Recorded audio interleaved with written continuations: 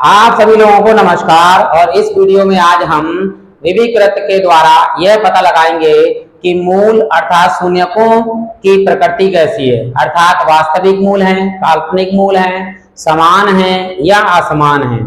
और इसके साथ साथ में हम यह भी ज्ञात करेंगे कि k का मान क्या है जब मूल वास्तविक और समान होते हैं। और इसके बाद हम श्रीधराचार्य के द्वारा दो सवालों का भी अध्ययन करेंगे। चलिए शुरू करते हैं। सबसे पहले हम यह पता लगाते हैं कि मूल प्रवृत्ति क्या है, मूलों की प्रवृत्ति क्या है। तो उसके लिए हम द्विघात समीकरण ax square plus bx plus c बराबर 0 से इसकी तुलना करने के बाद a b c के मान ज्ञात कर लेते हैं। और पहला फार्मूला जो होता है आपका वो होता है v कर सूत्र से हम निकालते हैं d बराबर b स्क्वायर माइनस 4ac। अब यदि d के मान की तीन कंडीशनें होंगी, कौन कौन सी होंगी?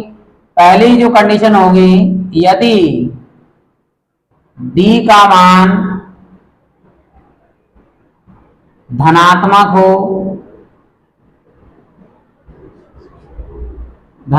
हो अर्थात d की जो वैल्यू हो वो 0 से बड़ी हो, तो मूल जिसको बोलते हैं शून्यक, वास्तविक व असमान होंगे। दूसरी कंडीशन आती है, यदि d का मान शून्य हो, यदि 0 हो जाए अर्थात d इक्वल टू 0, तो मूल यानी शून्यक, वास्तविक व समान, बराबर भी लिखा हुआ आ सकता है, बराबर होंगे। तीसरी और लास्ट कंडीशन होती है, यदि d का मान ऐसा हो, ऋणात्मक हो अर्थात d की जो वैल्यू है वो छोटी हो किससे? 0 से, माइनस में कोई वैल्यू हो, तो मूल शून्यक, काल्पनिक होंगे।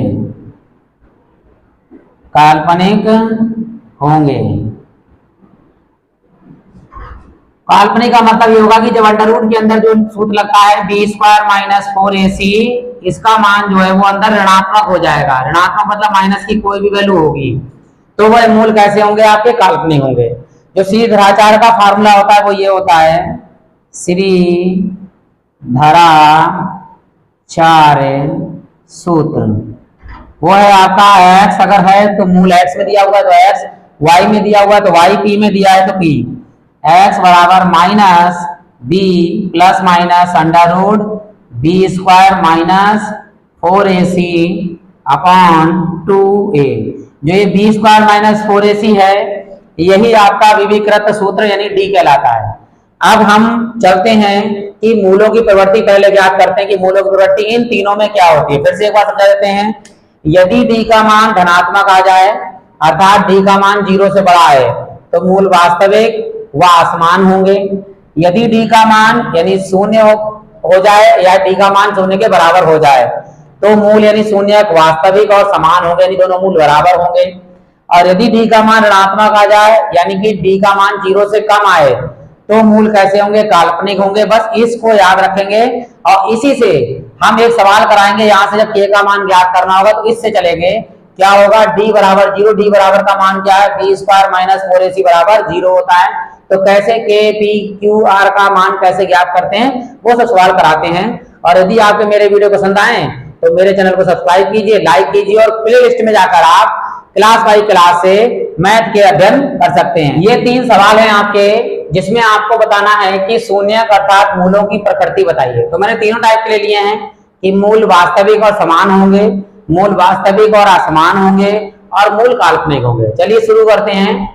ये तीनों समीकरण में पहले हम द्विघात समीकरण से तुलना करेंगे। क्या होती है द्विघात समीकरण? ax² plus bx plus c बराबर 0 से तुलना करने पर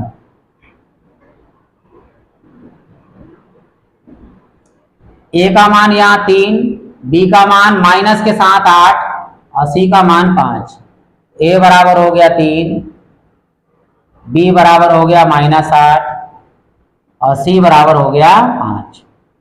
हम विविकृत का सूत्र लगाते हैं सीधे, विविकृत कर से क्या होता है फार्मूला? d बराबर b² - 4ac। b का मान लगाएंगे -8 का होल स्क्वायर -4 गुणे a का मान 3 गुणे c का मान 5। वर्ग कभी हम करेंगे तो माइनस वर्ग का हो जाता है प्लस, यानी माइनस माइनस प्लस। वर्ग कभी ऋणात्मक नहीं होता। 8 8 64 माइनस 5 3 15 15 चौको 60। d बराबर 64 में से 60 गए तो 4 बचे, और 4 जो ये मान आया है, ये मान आया है क्या? धनात्मक। और धनात्मक की हमने कंडीशन बताई थी कि जब d का मान धनात्मक आ जाता है तो अतः मूल या शून्यक वास्तविक व कैसे होंगे? असमान होंगे। ये पहला सवाल हमारा आंसर हो गया। अब हम चलते हैं दूसरे सवाल की ओर। दूसरे सवाल में फिर से तुलना करेंगे हम किससे? ax² plus bx plus c बराबर 0 से तुलना करने पर तो यहां a का मान 3,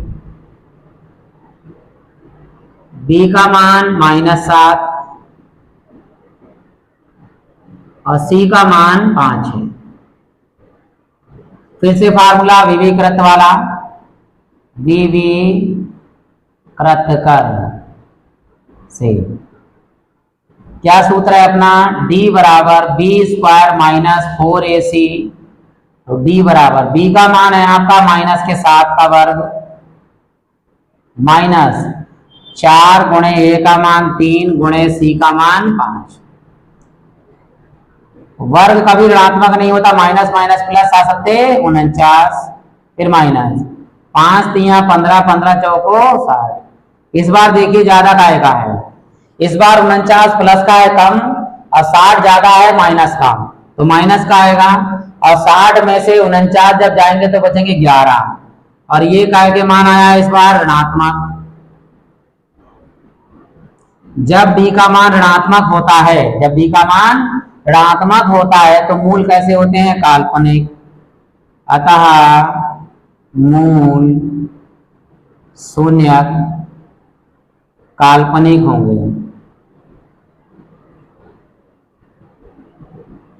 ये हो गया दूसरा। आप देखते हैं इसका मान यदि 0 आ गया तो मूल वास्तविक और समान होंगे। चलिए शुरू करते हैं। ax² प्लस के bx प्लस c बराबर 0 से तुलना करने पर a, b और c। देखो यहाँ x² है, जिसका गुणांक कुछ नहीं होता, उसका गुणांक कितना होता है? 1। ये याद रखिएगा, x² गुणांक कितना? 1। तो a का मान कितना आ गया? 1। b का मान -6, c का मान 9। फार्मूला विविकृत कर से d बराबर b² - 4ac। b की जो वैल्यू है -6 का वर्ग -4 गुणे a का मान 1 गुणे c का मान 9। तो d बराबर माइनस का वर्ग भी प्लस होता है, 6 6 36 माइनस 9 एकम 9 9 चौक 36। अब 36 में से 36 गया तो डी का मान कितना आ गया 0। जब भी डी का मान 0 आता है तो मूल जो है यानी शून्यक वास्तविक व समान होंगे। अब हम बढ़ते हैं मोस्ट इंपॉर्टेंट सवाल पर, जिसमें के का मान आपको ज्ञात करना है। मैं 3 सवाल कराऊंगा जो अलग अलग तरीके से हैं, जिसमें आपको के का मान ज्ञात करना है। और मोस्ट इंपॉर्टेंट है, 1 नंबर का सवाल आपके बहुविकल्पी में या 2 नंबर का सवाल आपके एग्जाम में आ सकता है। चलिए शुरू करते हैं। सवाल इस तरह दिया होगा कि के का मान ज्ञात कीजिए जबकि मूल बराबर या कह देंगे समान होंगे, या शून्यक बराबर या शून्यक समान होंगे। और याद रखिएगा के की जगह पर कहीं कहीं पी भी दे देंगे, तो पी का मान ज्ञात करना होगा, लेकिन सेंटेंस यही होगा जबकि मूल बराबर या समान होंगे। तो चलिए शुरू करते हैं। सबसे पहले द्विघात समीकरण से तुलना करते हैं। ax² plus bx plus c बराबर 0 से तुलना करने पर तो c का मान 3, b का मान k और a का मान 2। a बराबर आ गया 2, b बराबर k और c बराबर 3।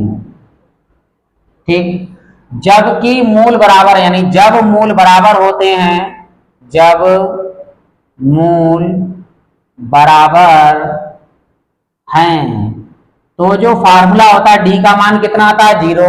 डी का मान 0, डी क्या होता है b² माइनस 4ac बराबर 0। ये वाला सूत्र लगाएंगे। तो क्या है b का मान हमारे पास k, तो b का मान k का स्क्वायर है तो स्क्वायर लगा दीजिए माइनस 4 गुणे a का मान कितना है, ये तो b का मान हो, k का मान 2 गुणे c का मान कितना है 3 बराबर 0। तो k स्क्वायर हो गया ये आपका माइनस 4 दूनी 8 और 8 तिया 24 बराबर 0। ये 24 यहाँ माइनस का उधर आगे क्या हो जाएगा, प्लस का उधर ले जाएंगे, तो k स्क्वायर बराबर 24। इधर से स्क्वायर हटाएंगे, इधर अंडर रूट लगाएंगे तो अंडर रूट आएगा प्लस माइनस का, याद रखिएगा प्लस माइनस अंडर रूट 24। अब 24 को हमें तोड़ना है ताकि अंडर रूट बाहर आ जाए, तो क्या होगा ये 4 छंग 24, 4 छंग 24, क्योंकि हम जानते हैं 4 किसका वर्ग होता है 2 का, तो 4 2 का वर्ग होता है, तो अंडर रूट अगर 4 लिखा है तो उसका मतलब 2 बाहर आ जाएगा, तो ये 4 का 2 बाहर आएगा तो k बराबर हो जाएगा प्लस माइनस 2 अंडर रूट में कितना रह जाएगा मात्र 6। ये k का मान आपका आ गया। ये पहला सवाल हो गया। अब दूसरा सवाल और दूसरे के बाद तीसरा तो बहुत ही बढ़िया है। आप देखते हैं इसमें क्या है, पहले हमको अंदर गुणा करनी पड़ेगी। गुणा कर लीजिए भाई यहाँ पर, तो k एकम k और x की घात 1 और 1 कितनी हो गई 2 माइनस 2kx गुणा कर दी 2kx और प्लस का 6 बिल्कुल अलग है बराबर ये। अब तुलना करेंगे द्विघात समीकरण से, तो ax² plus bx plus c बराबर 0 से तुलना करने पर तुलना करते हैं। a का मान k, b का मान माइनस के 2k और c का मान 6। a बराबर k, b बराबर माइनस 2k और c बराबर 6। ठीक है, अब वही चीज जब मूल या शून्यक बराबर या समान हो, ठीक, तो फार्मूला क्या लगेगा d बराबर 0 यानी कि b² माइनस 4ac बराबर 0 लगाते हैं। b का मान क्या दिया हुआ, b का मान है माइनस के 2k, तो माइनस के 2k का होल स्क्वायर माइनस 4 ऐसे लिखेंगे गुणे a का मान k गुणे c का मान 6 बराबर 0। तो वर्ग कभी ऋणात्मक नहीं होता, तो 2 का वर्ग कितना हो गया 4 और k स्क्वायर माइनस यहाँ पर आकर 6 चौक 24k, तो 24k बराबर 0। अब इन दोनों में देखते हैं कोई कॉमन आ रही है, भाई 4 के पहाड़े में 24 आता है तो 4 कॉमन आ रहा है, k की घात यहाँ 2 है यहाँ 1 है तो k भी कॉमन आ रहा है, तो ये कॉमन ले लिया हमने। तो 4 तो बाहर आ गया, k की घात 1 आ गई, 1 बच गई, अंदर माइनस 4 का पारा पड़ेंगे 4 छंग 24, k बाहर आ गया, तो यहाँ 2 मान हो गए, एक ये फर्स्ट और ये सेकेंड, तो ये आ गया फर्स्ट 4k बराबर 0, तो ये 4 गुणे में कायम चला जाएगा बटे में, यानी k बराबर 0 बटे 4, जिसके ऊपर 0 उसका मान 0। लेकिन k का मान 0 इसलिए नहीं हो सकता है क्योंकि अगर हम k का मान 0 लगाएंगे तो पूरा पद 0 हो जाएगा, इसलिए ये वाला मान बिल्कुल सही नहीं है। सही मान जो है वो सेकंड वाला है। क्या है? सेकंड k माइनस 6 बराबर 0, और ये माइनस के 6 हैं, उधर आगे गायब हो जाएंगे प्लस के, तो k का मान 6। ये आपका आंसर है बिल्कुल सही। ये क्यों नहीं आंसर है? क्योंकि k का मान यदि हम 0 लगाएं तो ये द्विघात समीकरण रह ही नहीं जाएगी, केवल 6 रह जाएगा। 6 कभी 0 के बराबर नहीं होता, इसलिए आंसर सही होगा k बराबर 6। अब चलते हैं हम लास्ट सवाल की ओर, जो k का मान ज्ञात करना है। इसके बाद हम आपको पढ़ाएंगे इसी लेक्चर में सीधी धराचार के 2 सवाल कराएंगे। और यदि आपको मेरे वीडियो पसंद आए तो लाइक कीजिए, जरूर कीजिएगा, ताकि और अभी ऐसे वीडियो आपको मिलते रहें। चलिए शुरू करते हैं। अब यहाँ पे द्विघात समीकरण बनी हुई है, तुलना कर लेते हैं। ax स्क्वायर प्लस के bx प्लस c बराबर 0 से तुलना करने पर c का मान इस बार हो गया -1, और b का मान पूरा है ये यहां से लेकर यहां तक k -1, और a का मान है k। a बराबर k और b बराबर k -1 और c बराबर है -k1। जब मूल बराबर होते हैं, जब मूल बराबर हैं तो फार्मूला लगेगा b स्क्वायर माइनस 4ac बराबर 0। b का मान k -1 होल स्क्वायर -4 गुणे a का मान k गुणे c का मान -1 ब्रैकेट में लगा लेंगे बराबर 0। अब यह है k प्लस 1, यानी a माइनस बी का होल स्क्वायर। यहाँ लिखेंगे a माइनस बी का होल स्क्वायर होता है आपका a square plus b square minus 2ab। तो a की जगह पर k है, b की जगह पर 1 है, तो k का स्क्वायर प्लस 1 का स्क्वायर माइनस 2 इंटू a की जगह पर k है और b की जगह पर 1। और यहाँ देखिए प्लस माइनस माइनस प्लस हो जाएगा, 4 एकम 4k, तो यहाँ पे हो गया 4k बराबर 0। तो ये हो गया k का स्क्वायर प्लस 1 का वर्ग 1 माइनस 2 एकम 2k प्लस 4k बराबर 0। तो k स्क्वायर यहाँ देखेंगे, देखो प्लस के ज्यादा है, 4k में से 2k जाएंगे, 4k में से 2k जाएंगे तो प्लस के 2k बचेंगे, और ये प्लस का मान बिल्कुल लास्ट में बराबर 0। ये जो होल स्क्वायर है k प्लस 1 का होल स्क्वायर है, यानी k प्लस 1 का होल स्क्वायर है, ये बराबर 0। कैसे है वो मैं आपको यहाँ बता देता हूँ। k प्लस 1 का होल स्क्वायर यहाँ खोलेंगे तो क्या होगा, k स्क्वायर प्लस 1 का square plus 2 into k into 1।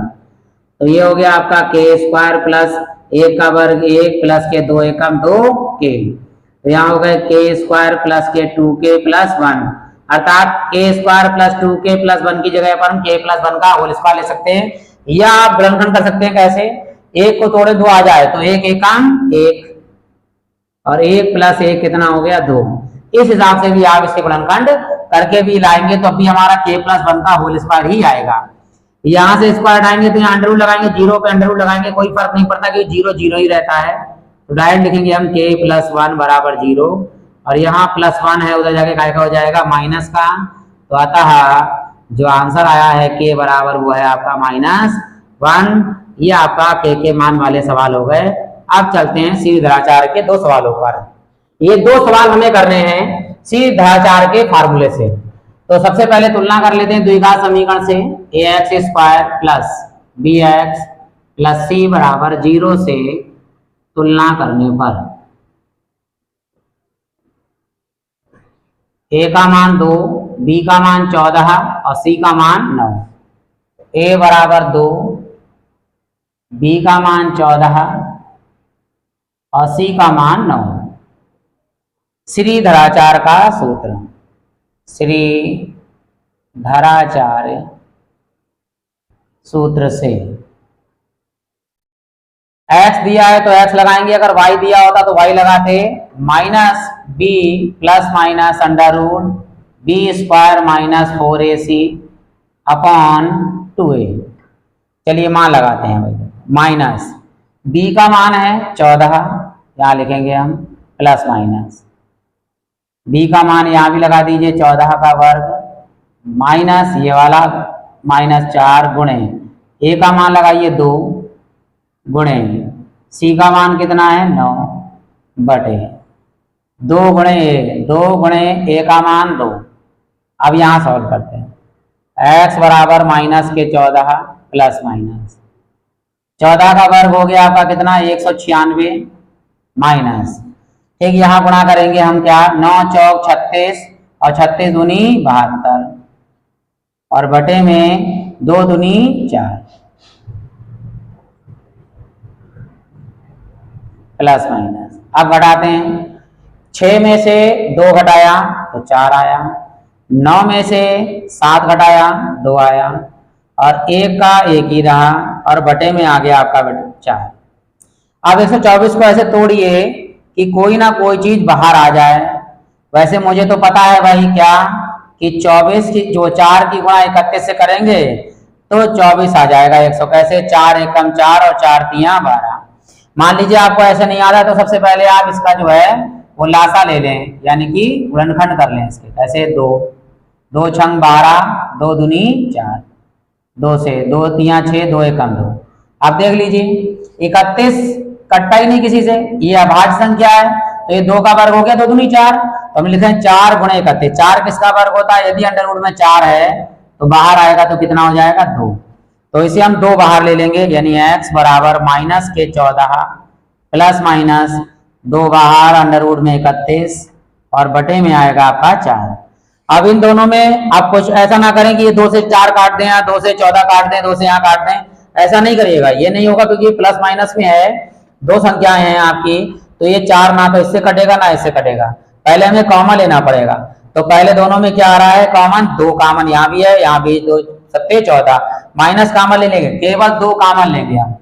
तो यहाँ देखिए आप x बराबर हमने 2 कॉमन लिया है, प्लस माइनस नहीं लिया है, तो माइनस बचेगा यहाँ पर 2 सत्ते 14 प्लस माइनस ये वाला 2 बाहर आ गया अंडर रूट में 31 और बटे में आपके पास है 4। आप काट देंगे, गुणे में आ गए ना कॉमन लेके तो आप काट देंगे 2 दूनी 4।